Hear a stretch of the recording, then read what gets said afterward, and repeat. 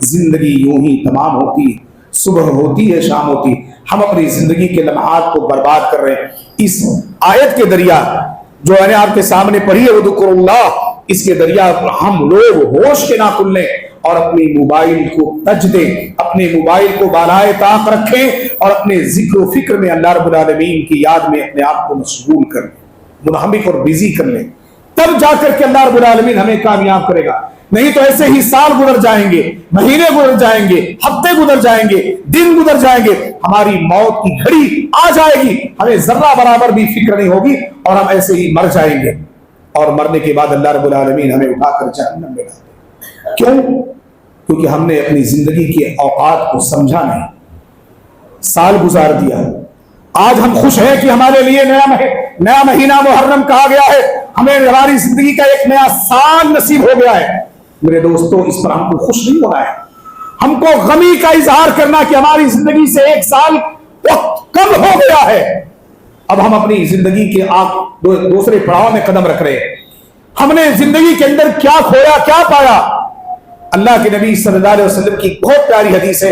ایک صحابی آتے ہیں، اللہ کے رسول سے پوچھتے ہیں من اکیس یا رسول اللہ، اے اللہ کے رسول، ہم تمام لوگوں میں سب سے زیادہ ہوشیار عقل مند کون ہے؟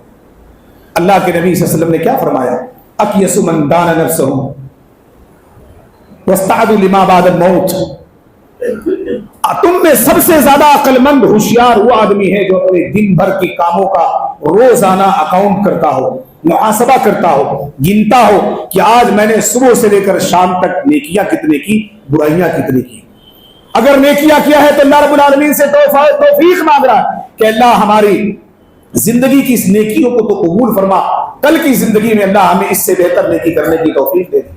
اگر برائیاں کیا ہے تو اپنے آپ پر وہ ماتم کرے، رب کریم سے دعا ہو کر التجا کرے، پروردگار میں نے جو غلطی کی ہے، جو میں نے گناہ کیا ہے، جو میں نے برائی کی ہے، تو اسے بخش دے، اور کل کی زندگی جب سویرا ہو ہماری زندگی میں، اللہ تو ساری برائیوں سے ہماری حفاظت کرنا۔ وہی شخص سب سے زیادہ اس دنیا کا کامیاب ترین انسان ہو سکتا ہے، وہی شخص اللہ رب العالمین کے ہاں سب سے زیادہ عقل مند اور ہوشیار آدمی ہو سکتا ہے۔ ہم دنیا کی ساری چیزوں میں ہوشیاری تو کرتے ہیں، لیکن جب آخرت کا معاملہ آتا ہے تو ہم وہاں پر فیل ہو جاتے ہیں۔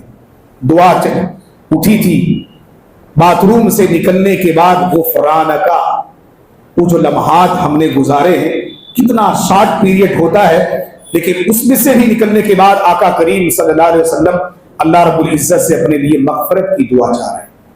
کیا ہم نے اس کے اوپر کبھی غور کیا؟ ہم کو سوچنا چاہیے